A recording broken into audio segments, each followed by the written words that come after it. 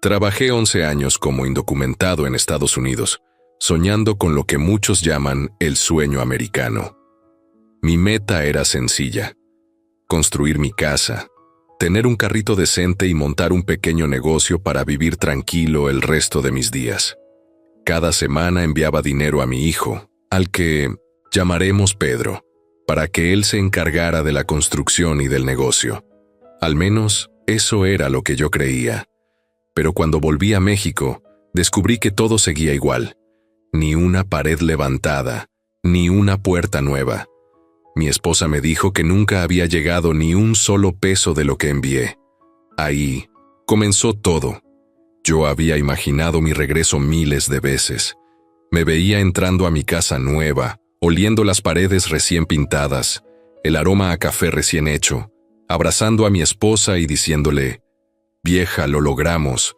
Todo el sacrificio valió la pena». Durante esos años mandé dinero cada semana. Le escribía a mi hijo desde el norte: «Ahí te van unos dólares más, hijo. Asegúrate de que todo avance». Y él siempre me contestaba con palabras que me llenaban de orgullo: «Sí, papá, todo va quedando bonito. Mamá está contenta». Por eso, cuando crucé la puerta y vi las paredes igual que cuando me fui, sin pintura, sin nada nuevo, sentí un hueco en el pecho. Me acerqué a mi esposa con una sonrisa nerviosa, esperando que me dijera que era una sorpresa, que me llevaría a ver la casa terminada en otro lado. Pero su cara me dio miedo. Estaba pálida, con los ojos rojos de tanto llorar. Me abrazó, pero su abrazo era distinto, frío, como si escondiera algo. «¿Dónde está el dinero, vieja?», le pregunté. «¿Dónde está la casa?». Ella bajó la mirada. Tardó en responder, y cuando habló, su voz apenas se escuchó. Tú nunca mandaste nada, Julián». Al principio pensé que bromeaba. Me reí, pero su expresión no cambió. «¿Cómo que no mandé nada?», le dije. «Si tengo los recibos. Le mandaba a Pedro cada semana». Ella negó con la cabeza, llorando. «No llegó nada, Julián, nada». Sentí que el mundo se me venía encima. 11 años de trabajo, frío, hambre y soledad, y me decían que todo se había perdido. Grité, pateé la mesa, tiré mi mochila al suelo. «No puede ser. Tú sabes que mandé el dinero». Ella lloraba y eso me llenaba de rabia. «¿Estás de parte de él, del muchacho?», le grité. Salí al patio con la cabeza hirviendo. El aire olía a polvo, la tierra estaba seca. Los vecinos salieron a mirar, pero no me importó. Recordé mis manos agrietadas, los billetes que juntaba uno por uno, los días sin comer para ahorrar. Todo eso para que ahora me dijeran que nunca mandé nada. Mi esposa intentó tocarme el hombro, pero me aparté. «No quiero escucharte. Si sabías algo, debiste decírmelo antes». Ella murmuró algo, pero ya no la oí. Entré al cuarto, abrí mi bolsa y vi mis últimos dólares, los que había guardado para sobrevivir los primeros días. Eran pocos.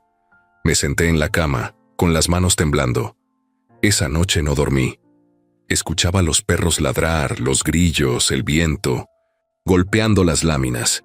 Pensaba en todo lo que había vivido allá, los inviernos, las enfermedades, las veces que fui a trabajar con fiebre, los días en que soñaba con regresar. Todo se sentía inútil. A la mañana siguiente salí al patio. Vi el terreno vacío, igual que cuando me fui. Ni una sola pared nueva. Fue ahí cuando entendí que algo no cuadraba. No podía ser un error. No después de tanto dinero. Algo me decía que había una mentira grande escondida en todo esto, pero aún no sabía de quién venía. Me llamo Julián Herrera. Tengo 63 años. Muchos dicen que uno envejece cuando se rinde, pero yo me siento más cansado que viejo. Pasé casi media vida lejos de mi casa, cruzando la frontera sin papeles, escondido en un tráiler con 20 personas más. Me fui porque quería algo mejor para los míos, no por ambición, sino por necesidad. Allá trabajé de todo. Limpiaba patios, cortaba césped, cargaba costales. y cuando tenía suerte ayudaba en construcción. Dormía poco, comía poco y pensaba mucho.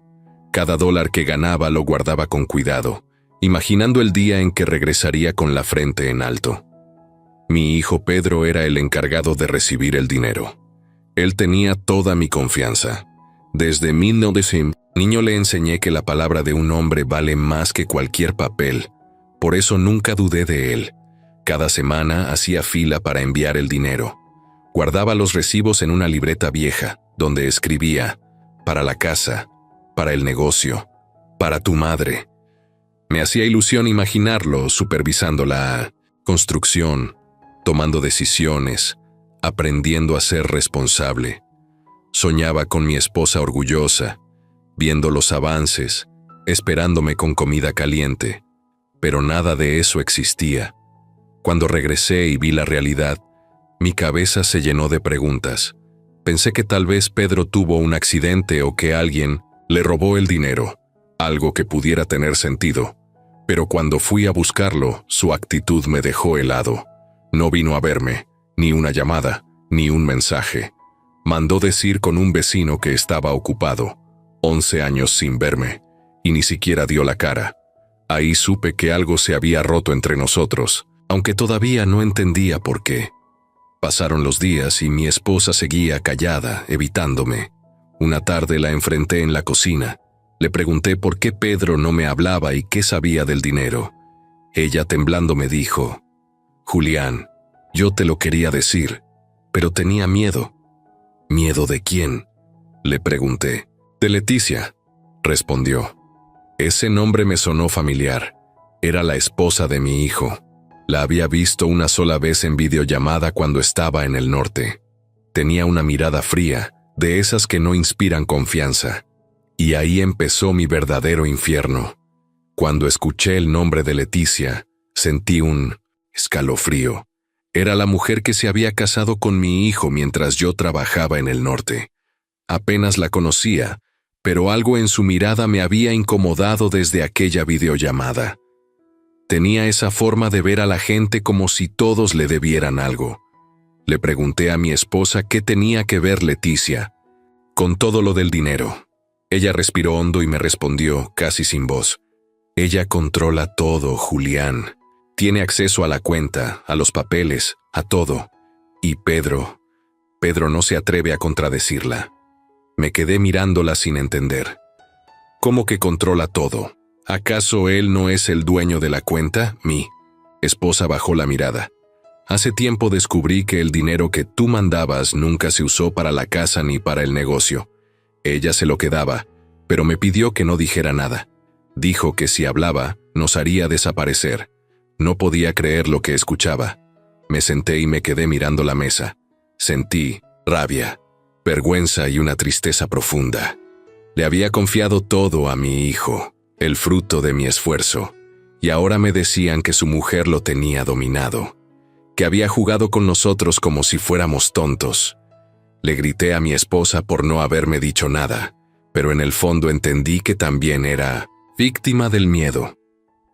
Esa mujer no solo nos robó el dinero, también nos robó la paz. Esa noche revisé mi vieja libreta. Los recibos estaban ahí, uno tras otro. Todos los depósitos iban al mismo número de cuenta, la de Pedro. Las fechas coincidían con los años en que más trabajé, cuando hacía turnos dobles. Le mandé un mensaje a mi hijo, pero nunca respondió. Lo llamé varias veces y siempre entraba una grabadora. Entonces empecé a sospechar lo peor, que tal vez Leticia era quien me respondía durante todos esos años, haciéndose pasar por él. Salí al patio, miré el cielo nublado y sentí una punzada en el pecho. Pensé en todos los paisanos que siguen allá, matándose por mandar dinero a sus familias, sin saber si realmente llega. Sentí una tristeza tan grande que me temblaron las piernas. Pero también me hice una promesa. No descansaría hasta saber la verdad. Los días siguientes fueron los más pesados que recuerdo. Mi esposa y yo casi no hablábamos. La casa se sentía vacía, silenciosa. Cada rincón parecía recordarme mi fracaso. Cuando salía al pueblo, sentía las miradas de todos. Escuchaba murmullos. Dicen que se gastó el dinero allá. A saber en qué lo perdió. Cada palabra era una piedra sobre mi espalda. Nadie sabía lo que era vivir escondido, trabajar enfermo, pasar hambre para ahorrar. Nadie sabía lo que costaba cada dólar que mandé. Una tarde no aguanté más. Le grité a mi esposa que por su culpa todos pensaban mal de mí. Ella lloraba, diciendo que no me había contado, por miedo, porque Leticia la había amenazado con meter preso a Pedro si hablaba. ¿Cómo va a hacerle daño a su propio marido?, le pregunté incrédulo. Ella solo respondió: «Tú no sabes de lo que esa mujer es capaz». Esa frase me quedó dando vueltas todo el día. A la mañana siguiente decidí buscar a mi hijo. Caminé todo el pueblo preguntando hasta que lo encontré frente a una tienda, hablando por teléfono. Me acerqué despacio. Cuando me vio, se le cambió la cara. Lo abracé, pero él no me correspondió. «Hijo, ¿qué pasó con el dinero?», le pregunté con la voz quebrada. Bajó la mirada. «No sé de... ¿Qué hablas, papá?». «¿Cómo que no sabes? Era tu cuenta», le reclamé. Leticia manejaba todo. Yo solo firmaba lo que ella me decía. Sentí que me hervía la sangre. No sabía si gritar o llorar. Él habló en voz baja. «No te metas, papá. Ella tiene amigos en lugares que ni imaginas». Dijo eso mirando a los lados, como temiendo que alguien lo oyera. Me quedé helado. No podía creer que mi propio hijo le tuviera miedo a su esposa. Lo vi tan débil, tan apagado, que me dio más tristeza que coraje. Cuando se fue, me quedé mirándolo hasta que dobló la esquina. En ese momento comprendí que no era solo una cuestión de dinero. Había algo más oscuro detrás de esa mujer, algo que aún no alcanzaba a entender. Esa noche discutí de nuevo con mi esposa. Me confesó que Leticia la había amenazado varias veces, diciéndole que si abría la boca, acabaríamos todos en la cárcel. Le pedí pruebas. Fue al cajón y sacó una hoja doblada. Era una copia de una transferencia bancaria con el nombre de Leticia Mendoza, y abajo, la firma de mi hijo. Sentí que se me iba el aire. Ese papel representaba 11 años de mi vida tirados a la basura. Le grité a mi esposa que yo había confiado en ellos, que me partí el alma, por nada. Ella se arrodilló, llorando, pidiéndome perdón. Dijo que Leticia lo controlaba todo, el dinero, los documentos, incluso las decisiones de Pedro. Esa noche me senté en el suelo con la cabeza entre las manos. Por primera vez sentí vergüenza de mí mismo. No solo me habían robado, me habían engañado durante años y yo, ciego, había creído cada palabra. Los días pasaron lentos. Empecé a notar cosas raras, llamadas donde nadie hablaba, personas desconocidas merodeando por la calle. Mi hijo seguía evitando verme.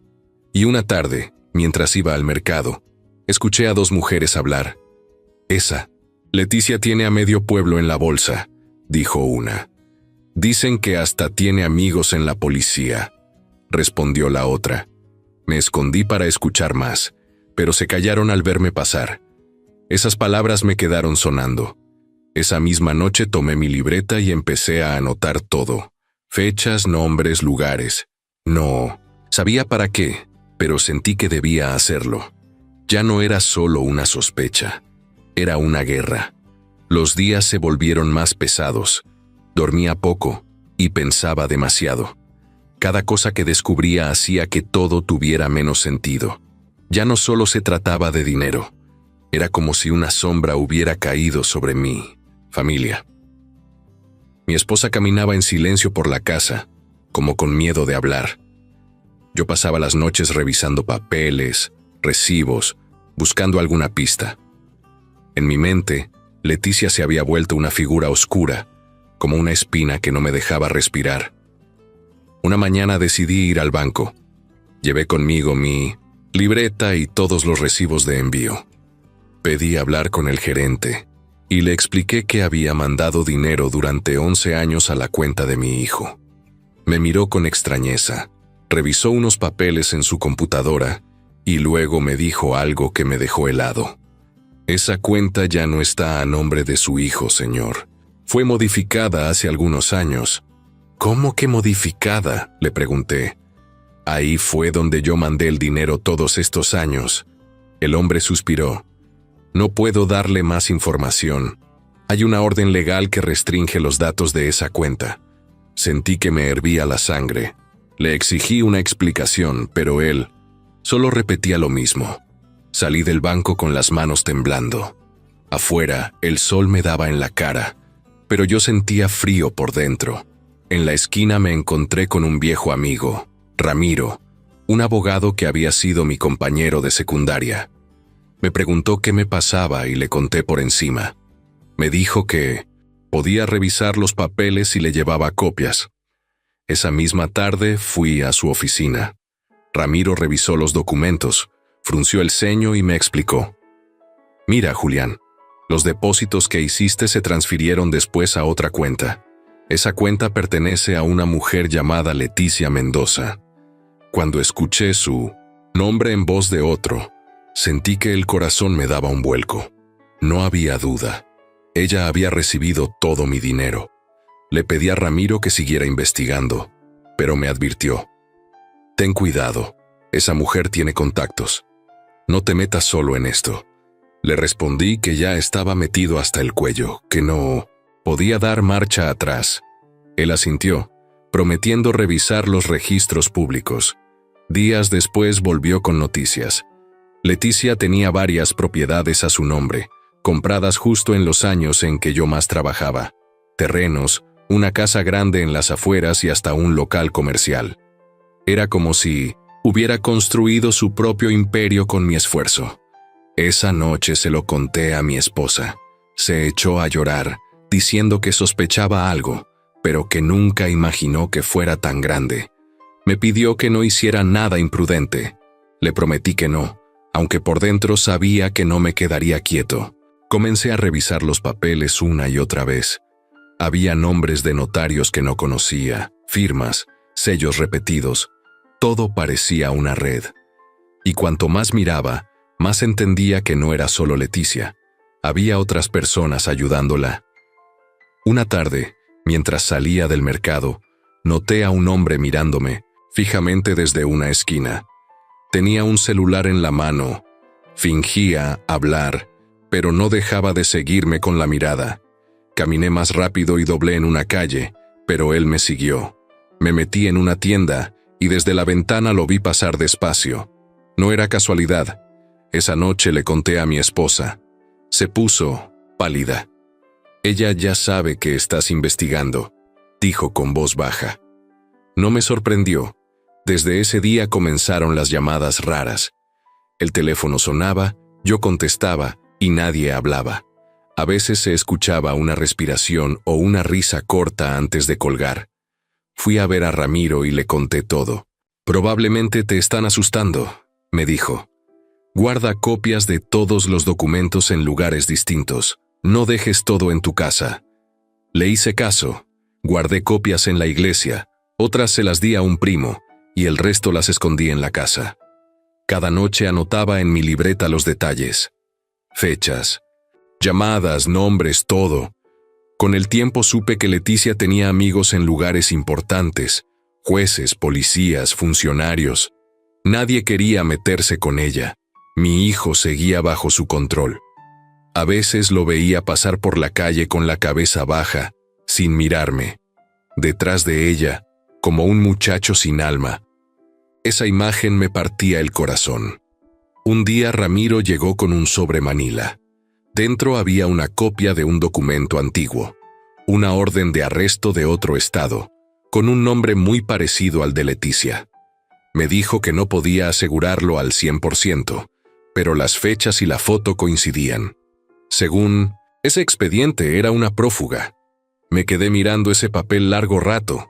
No podía creer que una mujer así hubiera destruido mi vida, pero algo cambió dentro de mí. Dejé de sentirme víctima. A partir de ese día, decidí que no iba a rendirme. Iba a pelear, aunque me quedara solo. Esa noche, mientras el viento soplaba fuerte y las láminas del techo sonaban como tambores, tomé mi libreta y escribí con letras grandes: La verdad no se esconde para siempre. Fue la primera vez en meses que sentí un poco de esperanza. El día que todo cambió amaneció nublado, con un aire pesado, como si el cielo supiera lo que iba a pasar. Mi esposa me dijo que Leticia había ido a la casa de su madre, y sin pensarlo 2 veces, decidí ir a buscarla. No podía seguir viviendo con tantas dudas. Quería verla a los ojos y preguntarle qué había hecho con mi dinero, con mis años y con mi hijo. Caminé hasta su casa, con el corazón acelerado. Antes de tocar la puerta ya escuchaba su voz desde adentro, riéndose con ese tono altanero que me ponía los pelos de punta.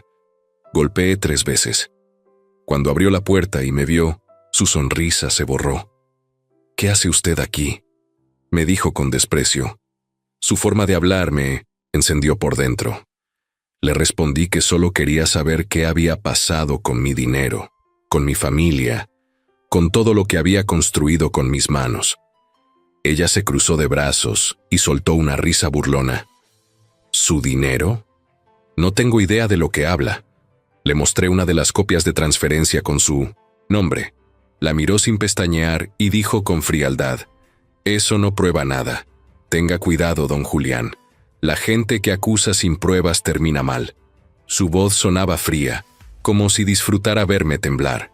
Yo apreté los puños y le dije: «Ya sé quién es usted de verdad, y no me da miedo».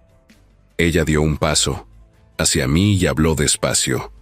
«Usted no sabe con quién se está metiendo. Tengo amigos que pueden hacerlo desaparecer en una noche. Váyase antes de que se arrepienta». Me quedé quieto, mirándola sin decir palabra. No me cabía duda de que hablaba en serio. Me dio la espalda y cerró la puerta con fuerza. Me quedé parado frente a esa casa, mirando la puerta cerrada como si fuera un muro que me separaba de la verdad. Esa noche no pude comer. Me senté con mi esposa en la cocina. Le conté todo y ella rompió a llorar. Me dijo que Leticia la había amenazado varias veces, que si hablaba nos quitaría todo y metería preso a Pedro. Le tomé las manos. Estaban frías como el hielo. Le pedí perdón por no haberle creído antes. Me miró a los ojos y me abrazó fuerte, como si soltara un peso que llevaba años cargando. Esa fue la primera vez en mucho tiempo que sentí unión con ella. A la mañana siguiente fui con Ramiro y le conté lo que había pasado. Me dijo que ya era hora de actuar en serio. Con su ayuda contratamos a un detective privado, el señor Becerra, un hombre de mirada firme y hablar pausado. No cobraba mucho, pero tuve que vender mi reloj y mis herramientas de trabajo para pagarle. Me dolió hacerlo, pero no más que seguir viviendo con la mentira. El detective comenzó a investigar los movimientos de Leticia. A los pocos días regresó con información. Tenía documentos, fotos y nombres. Todo estaba tan bien armado que apenas podía creerlo. Leticia tenía propiedades, cuentas y negocios a nombre de otras personas, pero el dinero venía siempre del mismo lugar. Las transferencias que yo había enviado. Sentí que me faltaba el aire. Mi esposa lloraba mientras el detective explicaba. Ramiro nos dijo que no sería fácil denunciarla, que tenía amigos en la fiscalía y hasta jueces de su lado, pero también agregó algo que me dio fuerzas. Los poderosos también cometen errores, Julián, y cuando caen, caen fuerte.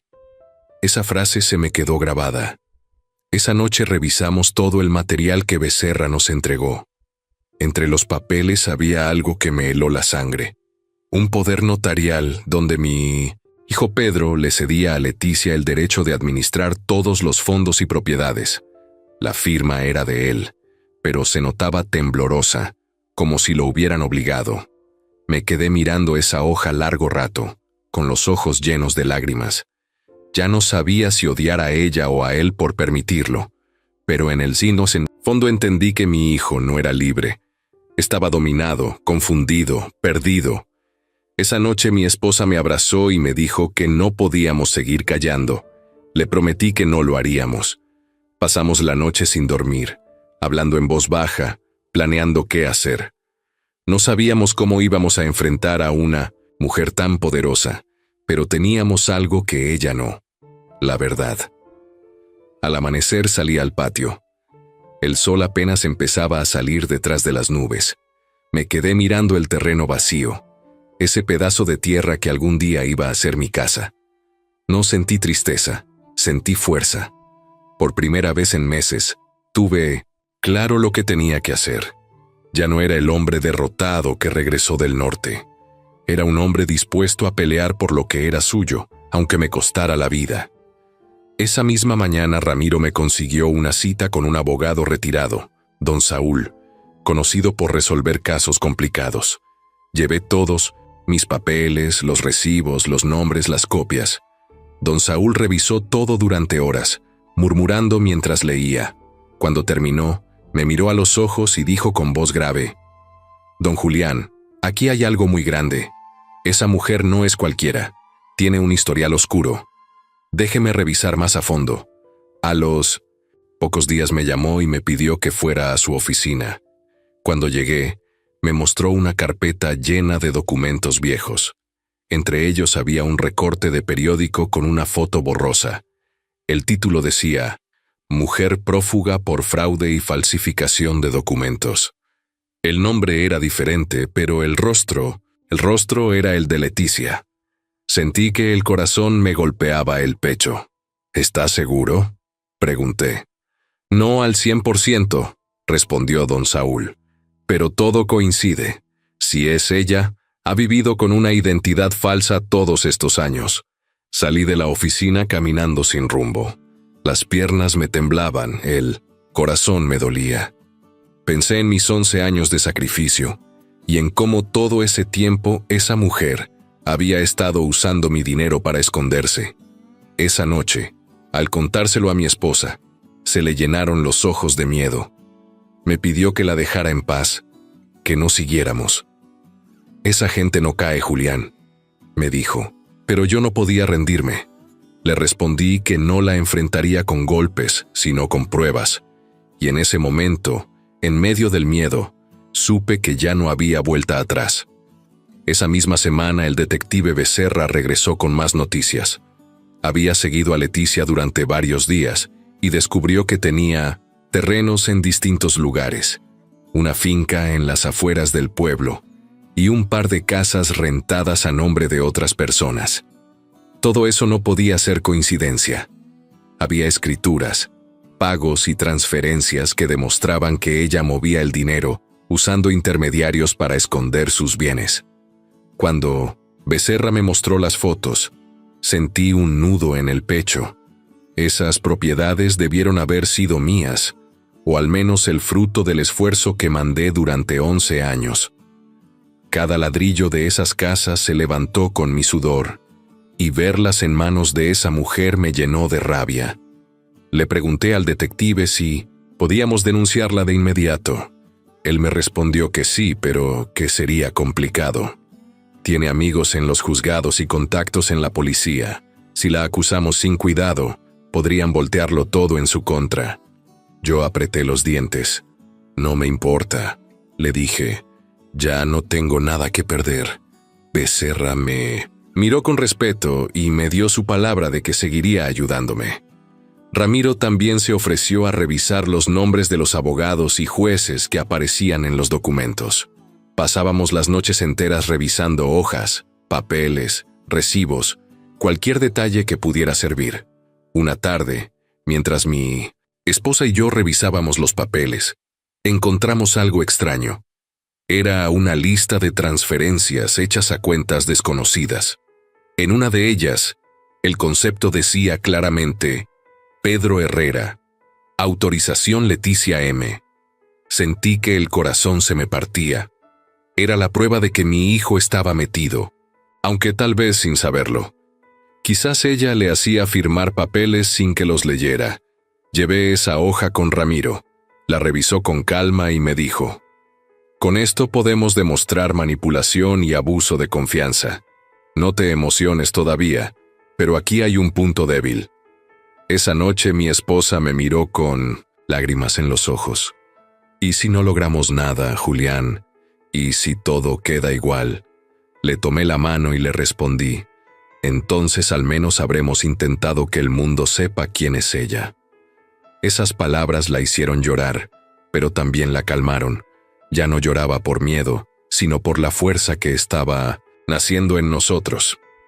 El detective siguió trabajando. Unos días después, volvió con una sonrisa. «La tengo, don Julián», dijo. «Encontré una escritura firmada por Leticia con fecha anterior a la creación de su supuesto negocio.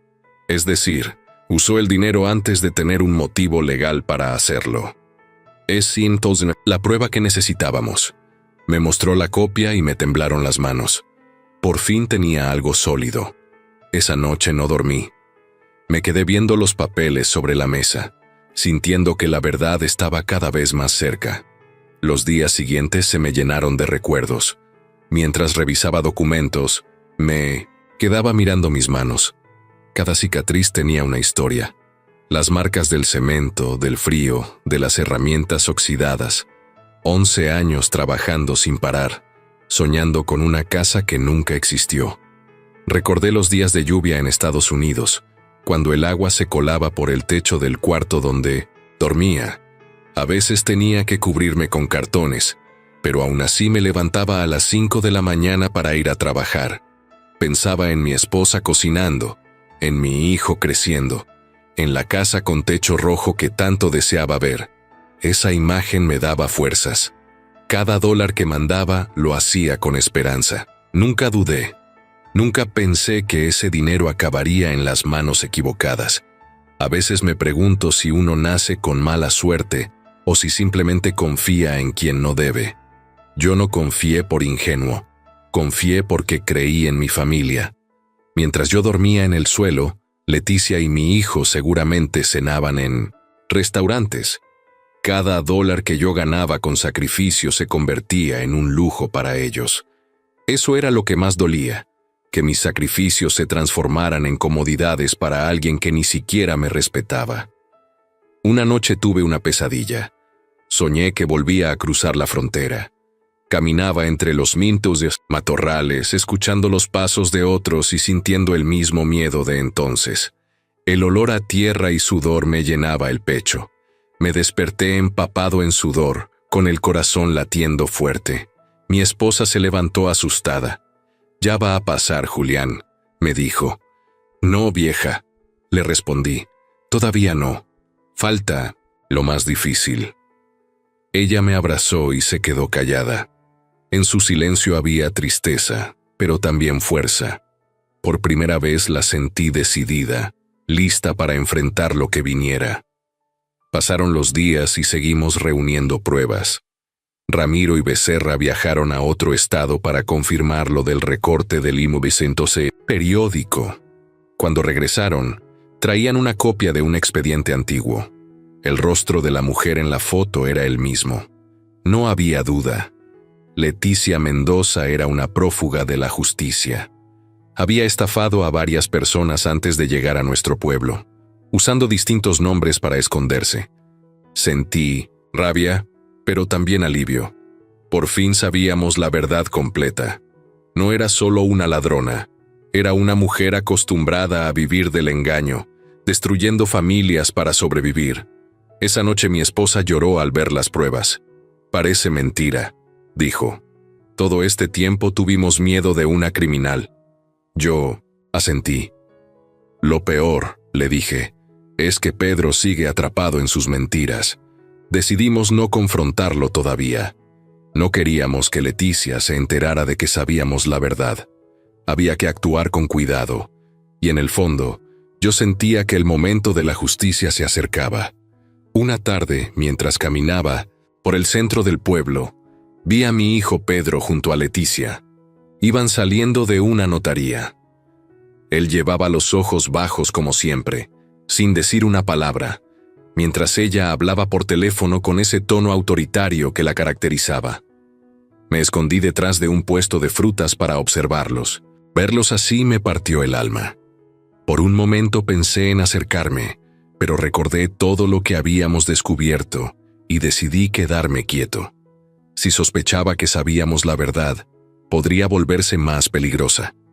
Esa noche, Al regresar a casa, me senté en silencio. Pensé en todos los años que había pasado, en el norte, trabajando como un burro, aguantando humillaciones, frío, hambre.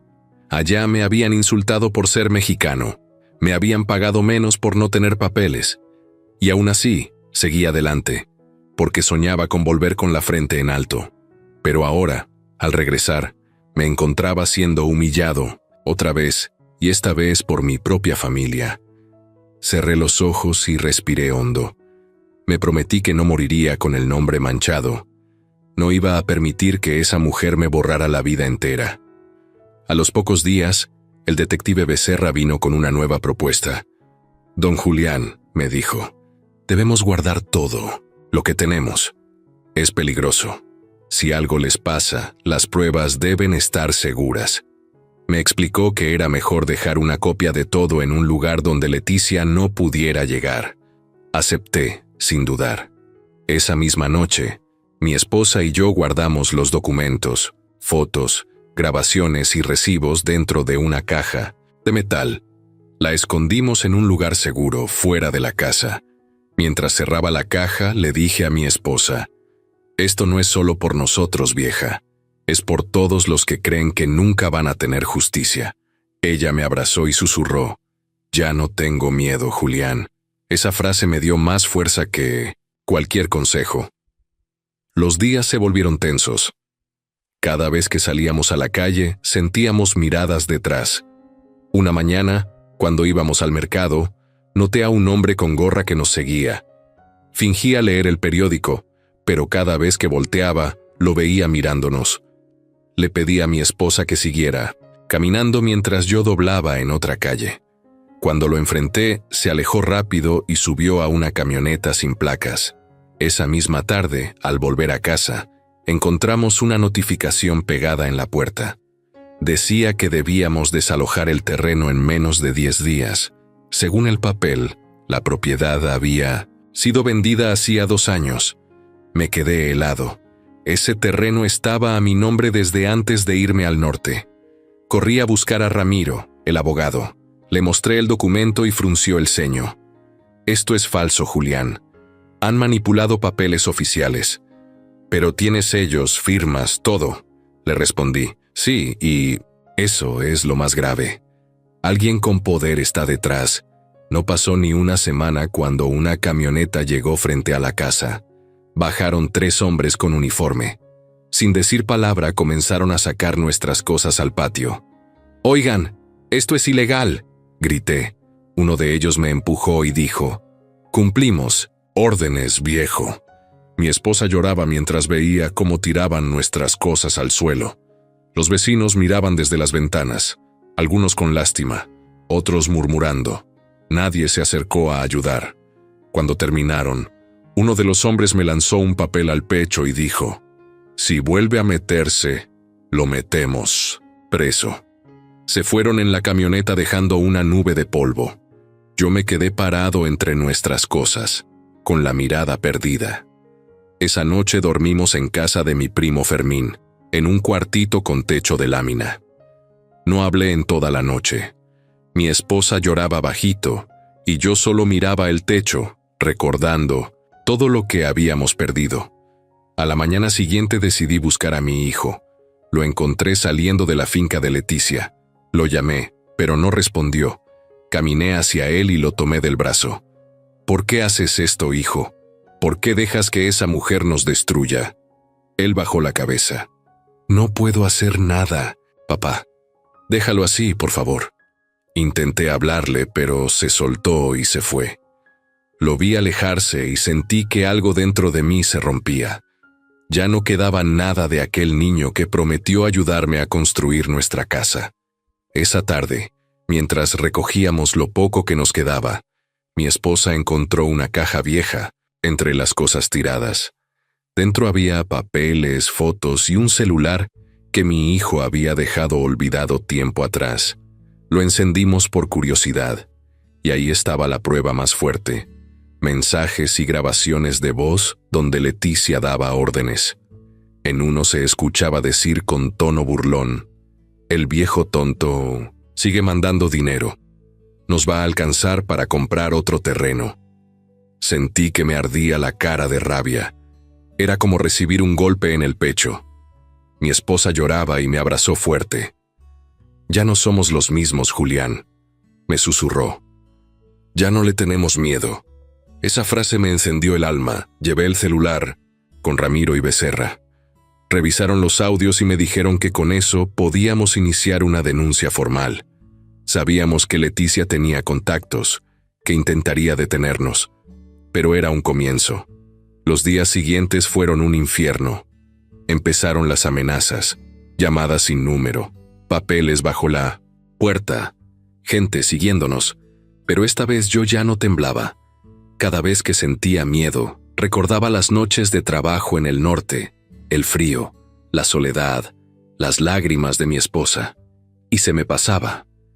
Una noche, mientras estábamos en el cuarto prestado, mi sobrino Álvaro, un muchacho de apenas 13 años, se acercó y me dijo: «Tío, yo quiero ayudar».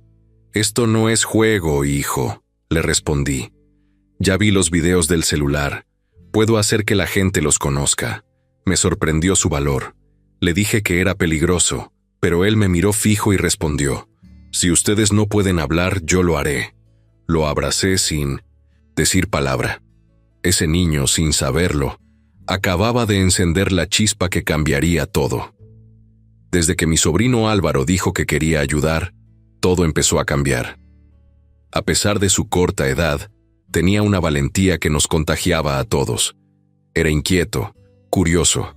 Siempre andaba con su teléfono en la mano grabando o tomando fotos. Me dijo que conocía formas de subir cosas a internet sin que nadie supiera quién lo hacía. Yo no entendía mucho de eso, pero confié en él. Tenía el corazón limpio y la determinación que a veces los adultos perdemos. Esa misma noche nos sentamos los cuatro, mi esposa y el detective Becerra, el abogado Ramiro y yo, junto con el muchacho. Planeamos con cuidado cómo movernos. No podíamos actuar sin pensar, porque sabíamos que Leticia aún tenía ojos y oídos en todas partes. Álvaro dijo que la mejor forma de hacer que la gente entendiera era con imágenes. «Si la gente ve lo que ustedes tienen, lo va a creer», dijo muy serio. Así comenzó a reunir todo el material que habíamos guardado. Las grabaciones de voz, los documentos, las fotos de las propiedades y hasta los mensajes donde Leticia se burlaba de mí. Mientras tanto, Ramiro y Becerra siguieron investigando. Descubrieron que Leticia no solo nos había robado a nosotros, sino también a muchas otras familias. Había vendido terrenos falsos, firmado contratos inventados y estafado a gente humilde que había confiado en ella. Nadie se atrevía a hablar, porque sabían que tenía amigos poderosos. Pero cuando el abogado les mostró las pruebas que teníamos, algunos comenzaron a perder el miedo. Poco a poco formamos un pequeño grupo de personas dispuestas a contar sus historias. Una señora mayor se acercó un día y nos dijo que Leticia le había quitado su terreno. Un joven contó que le hizo firmar un préstamo falso y otro señor, que la mujer lo amenazó con hacerle daño si hablaba. Todos coincidían en una cosa: el miedo. Escuchar tantas historias me hizo entender que lo nuestro no era un caso aislado. Éramos parte de algo mucho más grande. Ya no se trataba solo de mi dinero o mi casa. Se trataba de limpiar el nombre de todos los que habían sido pisoteados por ella. Una tarde, mientras revisábamos los papeles, Álvaro se me acercó con su celular. «Tío, mire esto», me dijo emocionado. Había editado un video con la voz de Leticia, sacada de las grabaciones del celular de mi hijo Pedro. En el audio se escuchaba claramente como decía: «Con ese dinero compro el silencio de quien yo quiera». Sentí un escalofrío. Era una frase fuerte, la prueba perfecta para abrir los ojos de la gente. «Si lo subimos a internet, todos lo verán», dijo Álvaro. «Pero tenemos que hacerlo con cuidado, sin usar nuestros nombres». Decidimos esperar un poco hasta tener más respaldo. Mientras tanto, Becerra nos trajo nuevas pruebas. fotografías de Leticia en fiestas con funcionarios, brindando con jueces y policías. En una de las fotos, ella sonreía al lado de un comandante local. Todo empezaba a encajar. No solo robaba, también compraba protección. Cada vez que miraba esas fotos me hervía la sangre. Pensaba en la gente sencilla que pierde todo porque no tiene dinero ni poder, mientras los que se creen intocables se pasean riendo como si nada. Una noche, mientras mi esposa cocinaba frijoles en una ollita vieja, me senté a su lado y le dije: «Ya no tengo miedo, vieja». Ella me miró preocupada. «No digas eso, Julián. Esa mujer es peligrosa». «Sí, pero el miedo ya no me sirve», le respondí. «Me ha hecho más daño que ella». Ella me tomó la mano y me dijo: «Si vas a seguir, no lo hagas solo». Sus palabras me dieron paz. A pesar de todo el sufrimiento, seguía conmigo, firme, como siempre. Al día siguiente, Ramiro nos reunió en su oficina. Había preparado un documento con todo lo que teníamos: pruebas, nombres, propiedades y fotos. «Con esto podemos hacer una denuncia pública», dijo. «Pero debemos tener cuidado. Si lo hacemos mal, pueden desaparecerlo todo». Álvaro levantó la mano y habló con seguridad. «Si el sistema no los escucha, la gente sí». Sus palabras nos dejaron en silencio. Tenía razón. A veces la justicia tarda, pero la gente no. Esa noche no pude dormir. Recordé mis primeros días en Estados Unidos cuando llegué sin conocer a nadie. Recordé las veces que lloré solo en un cuarto, las noches en que me decía que todo valdría la pena, que algún día regresaría con la frente en alto. Y entendí que ese momento había llegado, no por tener dinero o casa, sino por recuperar mi dignidad. Antes de dormir, Álvaro se me acercó con su celular. «Tío, ya está listo», me dijo. «Solo falta que usted me diga cuándo lo publico». Le puse una mano en el hombro y le respondí: «Aún no, hijo, pero pronto». Los días siguientes fueron de preparación. Becerra buscaba más pruebas, Ramiro revisaba los documentos y Álvaro editaba el video final. Teníamos miedo, sí, pero también esperanza. Era un miedo diferente, como el que siente uno antes de dar el primer paso en algo grande. Una mañana, al amanecer, salí al patio del cuarto prestado donde vivíamos. El cielo estaba gris, pero dentro de mí había claridad. Supe que había llegado el momento. Entré a la casa y le dije a mi esposa: «Ya no podemos seguir esperando. Esa mujer no va a parar. Si no la detenemos, va a seguir destruyendo vidas». Ella se quedó callada un momento, con lágrimas en los ojos, y luego me dijo: «Haz lo que tengas que hacer, Julián. Solo cuídate». Le di un beso en la frente y salí con el corazón en calma. Esa noche cambiaría todo. Esa tarde nos reunimos todos en casa de Ramiro. Él había preparado la mesa con carpetas, discos, copias y hasta una cafetera humeante. En una esquina estaba el detective Becerra, revisando los últimos documentos. Frente a él, mi sobrino Álvaro, con su laptop encendida. Mi esposa y yo llegamos con el corazón acelerado. Era el momento que habíamos esperado por meses. Ramiro habló con voz firme: «Ya tenemos todo listo. Si esto no funciona, nada lo hará». Álvaro miró la pantalla y dijo: «Subiré el video esta misma noche. Ya está preparado para que nadie sepa quién lo publicó». Lo miré y le pregunté si estaba seguro. «Sí, tío, no se preocupe. Nadie sabrá que fui yo», respondió con una sonrisa que mezclaba nervios y valentía. Becerra colocó sobre la mesa las últimas pruebas: comprobantes bancarios, escrituras falsas y un expediente que demostraba que Leticia Mendoza había usado otro nombre en el pasado. Ramiro dijo que enviaría copias a varios periodistas conocidos. «No podemos depender solo de la ley», dijo el detective. «Ella tiene contactos arriba. Si no lo ve la gente, lo van a tapar». Esa frase me hizo entender que estábamos entrando a un terreno peligroso, pero ya no había vuelta atrás. Esa noche, cuando regresamos al cuartito donde vivíamos, Mi esposa preparó café. Me sirvió una taza. Me miró a los ojos y dijo con voz firme: «Entonces que sea esta noche». Bebimos en silencio. El café sabía amargo, pero me dio fuerza. Poco después llegó Álvaro con su celular en la mano. «Ya está listo, tío», dijo con una sonrisa nerviosa. Abrió el video. Aparecían los documentos, los audios, las fotos y, por supuesto, la voz de Leticia, riéndose, diciendo frases que helaban la sangre. El muchacho había hecho un gran trabajo. No mostraban nombres completos, pero era suficiente para que la gente entendiera. Antes de subirlo, me miró y preguntó: «¿Estás seguro, tío?» «Sí», le respondí. «Hazlo». Cuando presionó el botón y el video empezó a cargarse, sentí el corazón golpearme el pecho.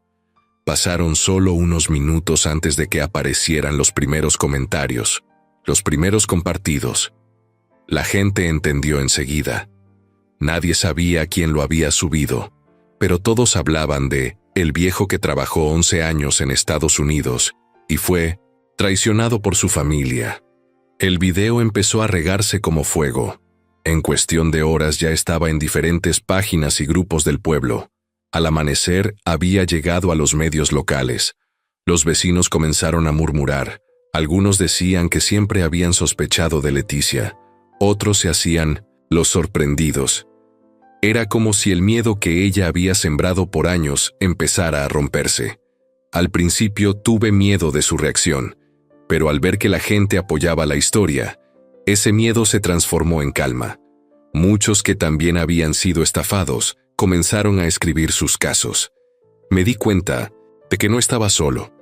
Había docenas de personas que, como yo, habían confiado y fueron traicionadas.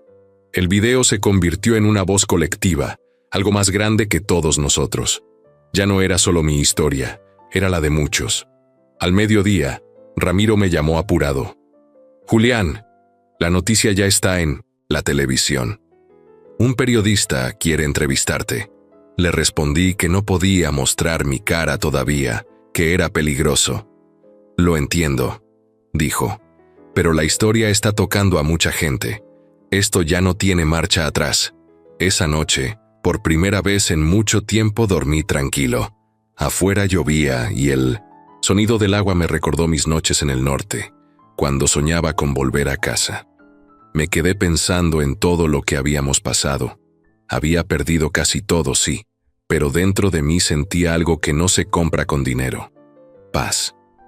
No era la paz de quien gana, sino la de quien deja de tener miedo. Antes de cerrar los ojos vi a Álvaro dormido en una silla, con su celular aún encendido. La pantalla mostraba miles de comentarios y mensajes de apoyo. Lo miré con cariño y pensé que, aunque el mundo esté lleno de injusticias, siempre hay alguien que se atreve a decir la verdad. Al día siguiente, el pueblo amaneció distinto.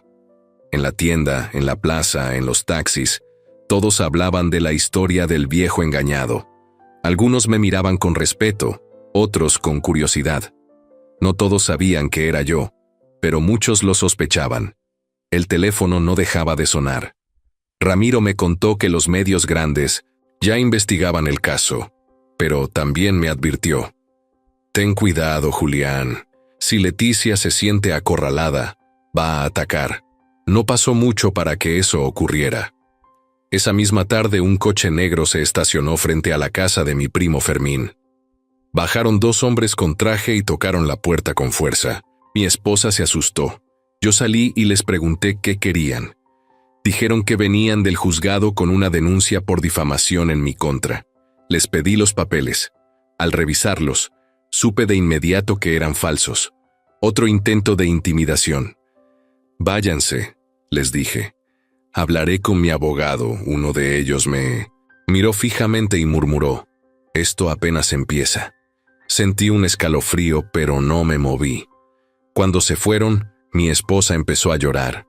La abracé y le dije: «Ya no hay marcha atrás, vieja. Que hagan lo que quieran». Esa noche recibí varias llamadas anónimas. Una voz de mujer me dijo al oído: «Te metiste con la persona equivocada». Era ella. Su tono de odio era inconfundible, pero esta vez no temblé. Sentí que el miedo había cambiado de dueño. A la mañana siguiente, el abogado Ramiro me llamó temprano. Su voz sonaba tensa. «Julián, tienes que saber algo», me dijo. Leticia vino a mi oficina con 2 hombres. Estaba fuera de sí. Me gritó que estaba cometiendo un error al defenderte y me amenazó con destruirnos a todos.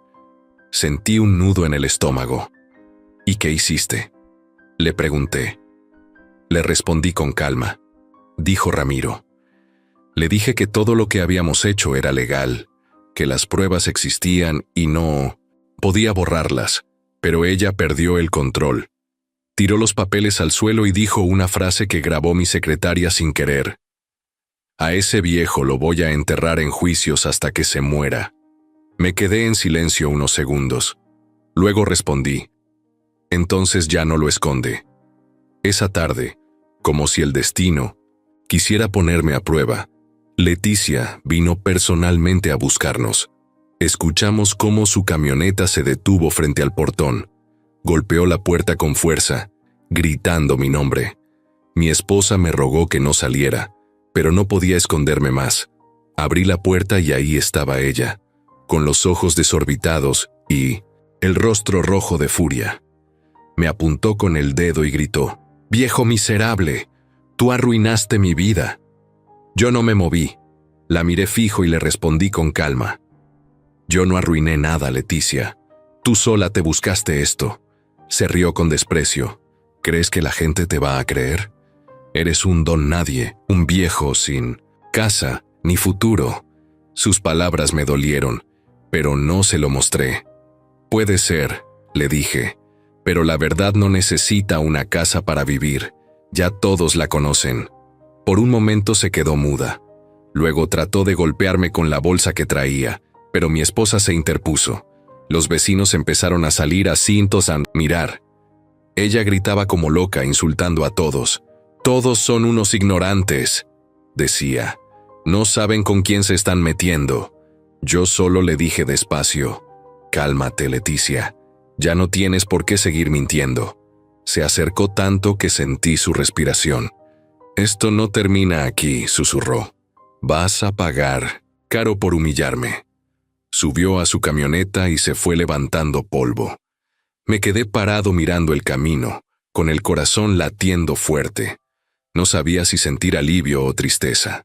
Esa noche, Álvaro subió una segunda parte del video. En ella aparecían los nuevos audios, incluyendo la grabación de la oficina de Ramiro. Se escuchaba claramente la voz de Leticia diciendo que me enterraría en juicios.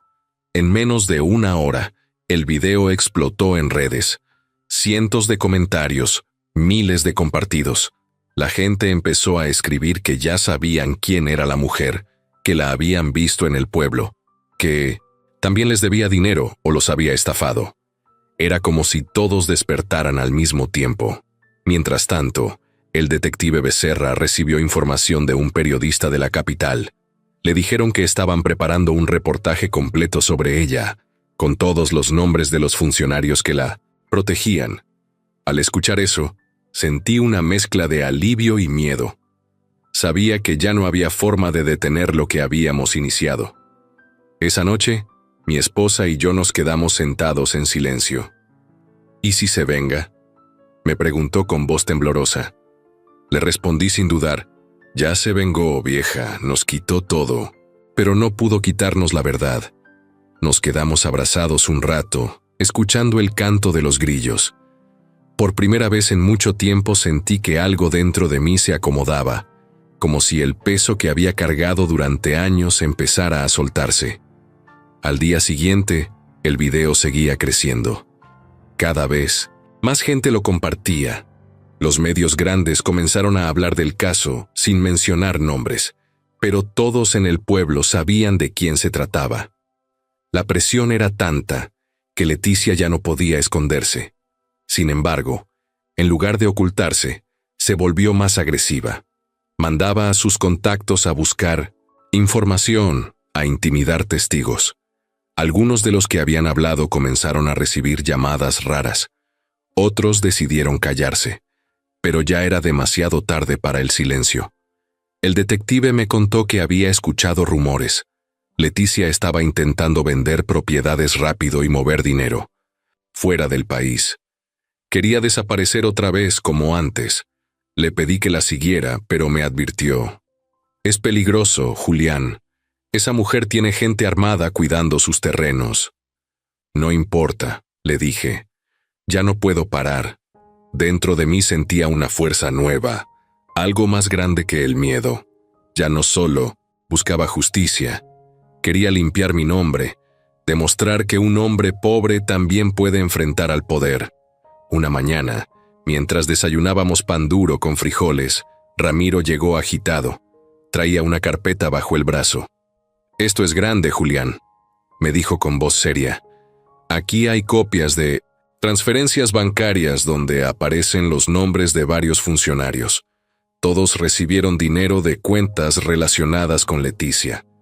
Me quedé mudo. «¿Y eso qué significa?», pregunté. «Que si esto sale a la luz», respondió. «No solo cae ella, caen todos los que la protegieron». No sabía si reír o llorar. Mi caso, el de un simple trabajador, estaba destapando algo mucho más grande. Ramiro me miró fijo. «Tenemos que entregar esto a alguien de confianza, no a las autoridades locales. Muchos de ellos están comprados», asentí. «Entonces busquemos a alguien que no se venda». Esa tarde, el detective nos acompañó a la capital para reunirnos con un periodista serio, uno que todavía creía en la verdad. Pasamos horas mostrándole todo: las pruebas, las fotos, los audios, los documentos. El hombre escuchó sin interrumpir, tomando notas con cuidado. Al final dijo: «Esto tiene que salir, pero hay que hacerlo bien. Si lo publicamos sin protección, pueden intentar callarnos». Yo lo miré a los ojos y le respondí: «Hemos vivido con miedo demasiado tiempo. Si callamos, ganan ellos». El periodista asintió. «Entonces lo haremos bien», dijo. «Pero necesito unos días. Cuando esto salga, no habrá vuelta atrás». Mientras regresábamos al pueblo, miré por la ventana del autobús. El sol se escondía detrás de los cerros, y por primera vez en mucho tiempo, sentí esperanza. Esa noche, al llegar al pueblo, el aire se sentía diferente. No sé si era por el cansancio o porque por primera vez sentía que algo grande estaba por pasar. Cuando entramos al cuarto donde vivíamos, mi esposa estaba esperándonos con una sonrisa nerviosa. «¿Cómo les fue?», preguntó. «Bien», le respondí. El periodista prometió investigar todo a fondo. Ya no hay vuelta atrás. Ella asintió, pero sus ojos mostraban miedo. «Solo te pido una cosa, Julián. Cuídate. Esa gente no perdona».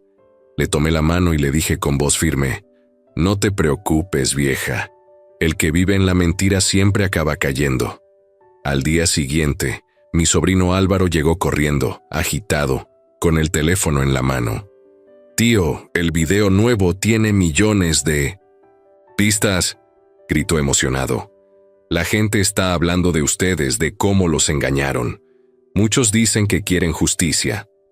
Me mostró los comentarios. Había mensajes de personas de otros pueblos, de otros estados, incluso de paisanos que vivían en Estados Unidos. Todos decían lo mismo: «Eso me pasó a mí, también me estafaron». Esa historia es la de muchos. Le puse la mano en el hombro y le dije: «No sabes lo que has hecho, hijo. Hiciste que la gente escuche lo que antes nadie quería oír». Álvaro sonrió, orgulloso. Pero no todo era alegría. En el pueblo las cosas se estaban poniendo feas. Algunos me felicitaban por la calle, pero otros me miraban con odio. Leticia todavía tenía amigos, gente que se beneficiaba de ella y no quería verla caer. Una tarde, cuando salí a comprar pan, un hombre me siguió hasta la esquina. Al salir de la tienda, me empujó y me susurró al oído: «Deja de hablar o te vas a arrepentir». No respondí.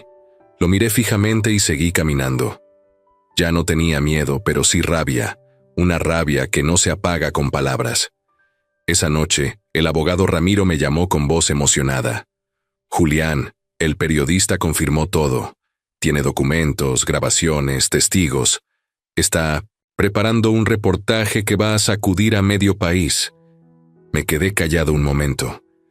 ¿Y qué va a pasar cuando lo publique?, pregunté. Va a explotar todo, dijo. Pero también debes cuidar a tu familia. Cuando los corruptos sienten que pierden el control, se vuelven peligrosos. Al día siguiente, mi esposa me pidió que nos fuéramos del pueblo unos días. No quiero dejarte solo, pero no quiero que nos hagan daño, me dijo llorando. Le di un abrazo fuerte. Ve con Álvaro y con mi primo Fermín. Yo me quedo. Prométeme que no vas a hacer nada loco, pidió ella. Lo loco ya lo hicimos, vieja. Ahora solo hay que resistir. La vi alejarse con una maleta pequeña, y en ese momento entendí lo que era quedarse solo de verdad. Los días siguientes fueron un torbellino. De pronto, todo el país hablaba del caso. En la televisión, en la radio, en las redes, todos mencionaban al hombre que fue traicionado después de 11 años trabajando en Estados Unidos. El periodista había publicado el reportaje completo, con fotos, documentos y nombres. Yo no aparecía frente a las cámaras, pero todos sabían quién era. En el pueblo no se hablaba de otra cosa. Algunos me daban palmadas en el hombro, otros cruzaban la calle para no saludarme. Pero la verdad ya no tenía dueño. Se había vuelto de todos. El primer golpe para Leticia no tardó. Su nombre apareció en todos los noticieros junto al de los jueces y funcionarios que la protegían. Mostraron fotos de sus propiedades, de las fiestas con políticos y de las cuentas bancarias que había usado para lavar dinero. Cuando vi las imágenes en televisión, me quedé inmóvil. Allí estaba, la mujer que había destruido mi vida, ahora esposada y con la cabeza agachada. Mi esposa, que había regresado ese mismo día, se sentó a mi lado y me tomó la mano. Dios es justo, Julián, dijo con los ojos llenos de lágrimas. Yo no respondí. Solo observé la pantalla. No sentí alegría ni venganza, solo alivio. Una paz extraña, como si por fin pudiera respirar después de tanto tiempo. Esa noche, el pueblo entero salió a las calles. Algunos celebraban, otros simplemente miraban. Se sentía como si el aire fuera diferente, más limpio, pero sabía que no todo estaba terminado. Esa mujer no se rendiría fácilmente. Y tenía razón. Días después, la policía llegó al pueblo. Varias camionetas estacionaron frente a la finca de Leticia. Los vecinos se asomaban por las ventanas. Yo me quedé parado a lo lejos mirando. Vi cómo los agentes entraban y salían cargando cajas con documentos y computadoras. Se escuchaban gritos desde adentro. Era ella, insultando a todos. Me quedé quieto, sin decir nada. El aire olía a tierra mojada y a justicia. Al día siguiente, los noticieros confirmaron su detención. Decían que negaba todo, que acusaba a otros de haberla engañado, pero las pruebas eran demasiado fuertes. El periodista sacó un reportaje completo con testimonios de las víctimas. Una señora lloraba diciendo que perdió su casa. Un joven contó que la amenazó con meterlo preso si hablaba. Otro decía que le robó los ahorros de toda su vida. Yo los escuchaba y me dolía el pecho. Era como si cada palabra me pesara, porque entendía ese dolor. Lo había vivido en carne propia.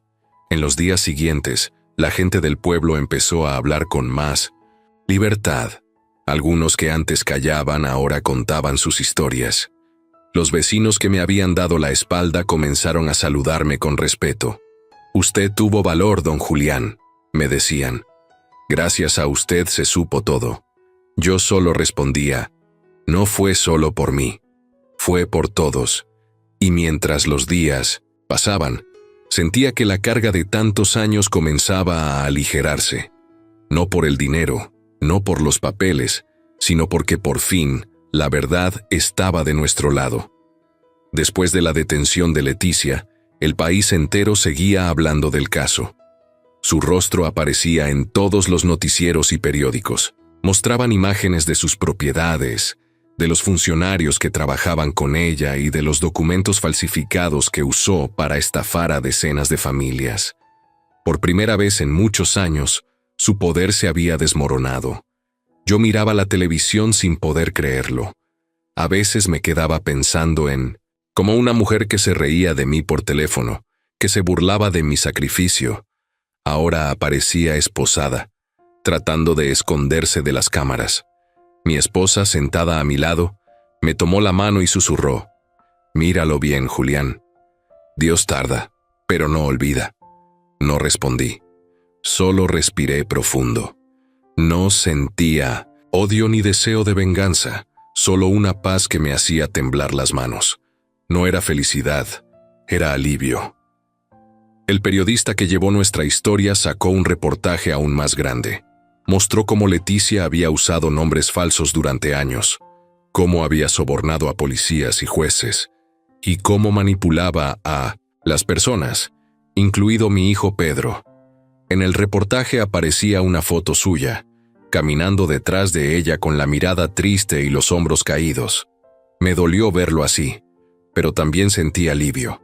El mundo por fin entendería que él no era cómplice, sino otra víctima. Días después, el fiscal del estado anunció una investigación formal contra Leticia y sus socios. Suspendieron a varios funcionarios. Los noticieros decían que era solo la punta del iceberg. Todo el país pedía justicia. Una mañana, Ramiro llegó con una sonrisa cansada. «Lo logramos, Julián», me dijo, poniendo unos papeles sobre la mesa. Leticia ha sido acusada oficialmente de fraude, lavado de dinero y amenazas. Y no solo ella, también varios de sus cómplices están bajo investigación. Sentí las piernas flojas. Me senté sin poder hablar. «¿Crees que irá a la cárcel?», le pregunté al fin. «Tarde o temprano sí», respondió Ramiro. «Nadie se libra con tantas pruebas en su contra». Esa misma noche, la televisión mostró el momento exacto en que la trasladaban a prisión preventiva. Los reporteros gritaban su nombre, las cámaras la seguían, y ella, con el rostro cubierto, apenas podía sostener la mirada. Algunos decían que lloraba, otros que reía como loca. Yo la observé sin emoción, ya no me provocaba nada. Mi esposa me miró con ternura. «Esa es la mujer que nos quitó todo», me dijo. Le respondí con calma. «Y también la que nos enseñó que el alma no se compra con dinero». Ella sonrió con los ojos llenos de lágrimas y me dijo bajito: «Ahora sí puedes descansar». Pero todavía no podía. Me faltaba algo, ver a mi hijo libre de todo ese peso. Pasaron unos días antes de que Pedro apareciera. Llegó sin avisar, una tarde nublada. Venía con la cabeza agachada, más delgado y con los ojos hundidos. Apenas me vio, empezó a llorar. Me abrazó con fuerza y dijo entre sollozos: «Perdóname, papá, fui un cobarde. No supe cómo detenerla». Le pasé la mano por el hombro. «Ya no importa, hijo. Lo importante es que volviste». Nos sentamos y me contó todo, cómo Leticia lo manipulaba, cómo lo amenazaba con hacerle daño a su madre. Si desobedecía, cómo lo convenció de que yo los había abandonado. Dijo que vivía con miedo, creyendo que ella era su única protección. Lo escuché sin interrumpirlo. Cuando terminó, lo abracé de nuevo y le dije: «Ya no importa lo que hizo ella. Lo importante es que abriste los ojos». Esa noche, cenamos los tres juntos, por primera vez en muchos años. Mi esposa reía entre lágrimas, y Pedro hablaba poco, como si todavía le costara creer que todo había terminado. Pero su mirada era distinta. Ya no había miedo, solo arrepentimiento y ganas de empezar de nuevo. Mientras los observaba, pensé en todo lo que habíamos pasado. 11 años lejos de casa, tantas noches de trabajo y soledad, tantas lágrimas derramadas por un sueño que parecía roto. Pero ahí estábamos, los tres, sin nada material. Sí, pero con algo más valioso: paz. Los días siguientes, el pueblo fue cambiando. La gente nos saludaba con respeto. Algunos me daban las gracias por haber tenido el valor de enfrentar lo que muchos callaron. Yo siempre respondía lo mismo: no fue valor, fue necesidad. Cuando te quitan todo, ya no tienes miedo de perder nada. El terreno donde antes estaba mi casa seguía vacío. A veces me sentaba frente a él por las tardes. El viento soplaba entre los montones de tierra y ya no sentía rabia. Solo pensaba que algún día volvería a construir ahí, aunque fuera algo sencillo. Una tarde, el periodista vino a visitarnos. Quería grabar unas palabras finales para cerrar el reportaje. Me preguntó cómo me sentía después de todo. Me quedé pensando un momento y le respondí: limpio, no rico, ni vengado, ni satisfecho, solo limpio. El hombre me sonrió y me dijo que mi historia había inspirado a muchos. Le di las gracias, pero en el fondo supe que la verdadera historia no era solo mía, sino la de todos los que deciden no rendirse aunque nadie los escuche. Esa noche no pude dormir. Salí al patio y miré las estrellas. Hacía mucho que no lo hacía. Pensé en los años en el norte, en las noches frías, en los días en que recé pidiéndole a Dios regresar con dignidad. Pensé en mi esposa, en su fortaleza y en mi hijo, que tuvo que perderse para encontrarse otra vez. La vida no te devuelve lo que perdiste, pero te da otras cosas que pesan menos y valen más. Han pasado varias semanas desde que Leticia Mendoza fue encarcelada. Cada día salen más noticias sobre su caso. Dicen que encontraron propiedades en otros estados, cuentas escondidas y documentos falsos con distintos nombres. También hablan de varios de sus socios que ahora colaboran con la justicia para reducir sus penas. Yo ya no sigo las noticias como antes, no porque no me importe, sino porque siento que ya entendí lo que debía entender. El mal se derrumba solo cuando se le quita el miedo que lo sostiene. El pueblo volvió a la calma. La gente ahora me saluda con respeto. Algunos me piden consejos, otros simplemente me agradecen por no haberme rendido. Yo siempre les respondo lo mismo: no fue valentía, fue necesidad. Cuando te quitan todo, ya no temes perder nada. Muchos me dicen que soy un ejemplo, pero yo no me considero un héroe. Solo soy un hombre cansado que decidió no morir en silencio. Mi esposa ha vuelto a sonreír. Cada mañana sale al patio, riega las plantas y canta bajito, como lo hacía cuando éramos jóvenes. Dice que por fin puede respirar sin miedo. A veces me siento a su lado, a ver cómo el sol cae sobre el terreno vacío donde alguna vez estuvo nuestra casa. Ya no me duele mirar ese espacio. Es como una herida que cerró sin dejar rencor. Le dije una tarde: algún día volveremos a construir aquí, vieja. Ella sonrió y respondió: ya lo tenemos todo, Julián. Lo demás se puede hacer poco a poco. Mi hijo Pedro ahora vive con nosotros.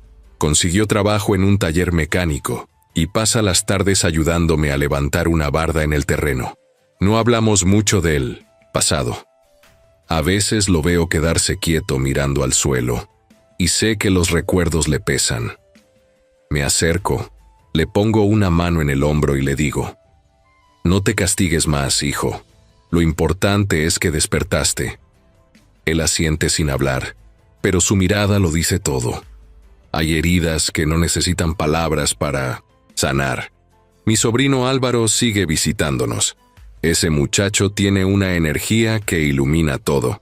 Llega los fines de semana con su teléfono en la mano, mostrándome mensajes de personas que conocieron nuestra historia. Mire, tío, me dice sonriendo. Hay gente de otros países que vio el video y dice que les dio esperanza. Cada vez que lo escucho siento que todo valió la pena. A veces pienso que Dios manda a las personas justas en el momento exacto. Y Álvaro fue eso, una chispa en medio de la oscuridad. Un día vino el periodista que contó nuestra historia. Quería grabar unas palabras finales para un documental que estaba haciendo. Me pidió que le dijera qué sentía ahora que todo había terminado. Pensé unos segundos antes de responderle. Siento que por fin puedo respirar. Ya no cargo miedo, ni rencor, ni tristeza. Solo gratitud por seguir aquí. Él sonrió y dijo que mi historia había inspirado a miles de personas. Le agradecí, pero le aclaré algo. La historia no es solo mía, es de todos los que han sido engañados, y aún así siguen creyendo que la verdad vale la pena. Esa noche, después de que el periodista se fue, salí al patio y miré las estrellas. Hacía años que no me detenía a ver el cielo con tanta calma. Pensé en los 11 años que pasé en Estados Unidos, en las noches frías, en el ruido de las máquinas, en los días en que soñaba con regresar con dignidad. También pensé en mi esposa, que soportó en silencio, y en mi hijo, que tuvo que pasar por el infierno para volver a ser libre. Me di cuenta de que la vida no te devuelve lo que perdiste, pero te enseña que hay cosas más importantes que el dinero o las propiedades. Lo que vale es la paz de saber que hiciste lo correcto, aunque el camino haya sido duro. Al amanecer, me senté en una piedra frente al terreno y sentí el aire fresco en la cara. Cerré los ojos y dije en voz baja, «Gracias». No sé a quién exactamente, pero lo dije con el alma. En ese momento escuché pasos detrás de mí. Era Pedro, con 2 tazas de café caliente. Me tendió una y dijo con una sonrisa tímida, «Papá, algún día tenemos que terminar la casa». Le respondí, «Sí, hijo, pero esta vez ladrillo por ladrillo, sin mentiras». Nos quedamos los dos en silencio, mirando cómo el sol empezaba a subir. El viento movía las hojas y el pueblo despertaba poco a poco. Ahí entendí que la verdadera justicia no fue verla caer a ella, sino vernos de pie otra vez, no con dinero ni con propiedades, sino con el alma en paz. Porque cuando uno recupera su verdad, lo demás llega solo. Mientras el viento soplaba suave entre los árboles, sonreí. No porque gané, sino porque después de tantos años, por fin volví a casa de verdad.